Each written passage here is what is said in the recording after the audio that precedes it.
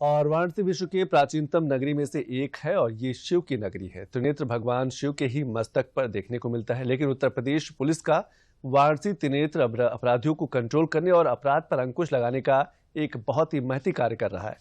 जहां पूरे वर्ल्ड से पर्यटक आते हैं, किसी का बैग अगर गायब हो रहा है, किसी का पर्स गायब हो रहा है, अगर किसी की चेन तक छीनी जा रही है, तो त्रिनेत्र उसको ढूंढकर तुरंत उपलब्ध कराने का कार्य कर रहा है।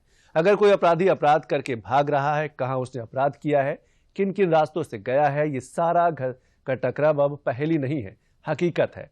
त्रिनेत्र इन सभी वारदातों को 24 घंटे निगरानी करता रहता है, जिसके कारण अपराधियों में कानून का भय है कि त्रिनेत्र से हम नहीं बच पाएंगे।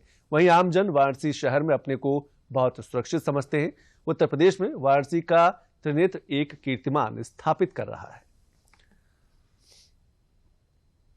स्मार्ट सिटी है और स्मार्ट सिटी में एक कमांड सेंटर बना हुआ है जहां पर हमारा ट्रैफिक कमांड भी चलता है।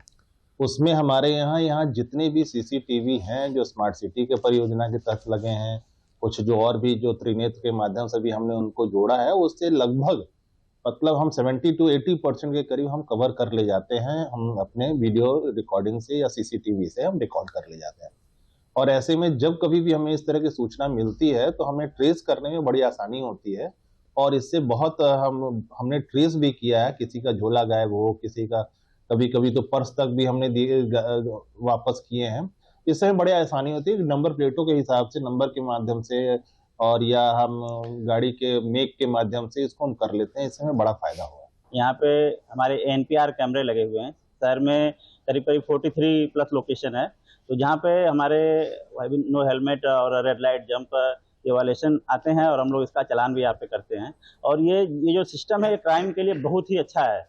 जो भी गाड़ियाँ, मान ली कोई भी गाड़ियाँ अगर क्राइम करके निकलती है तो उसका नंबर उस सिस्टम से डिटेक्ट हो जाता है और हम लोग उसके आगे की कार्रवाई थानों को दे देते हैं, तो वो लोग उस क्राइम को जो होते हैं उनको पकड़ लेते हैं।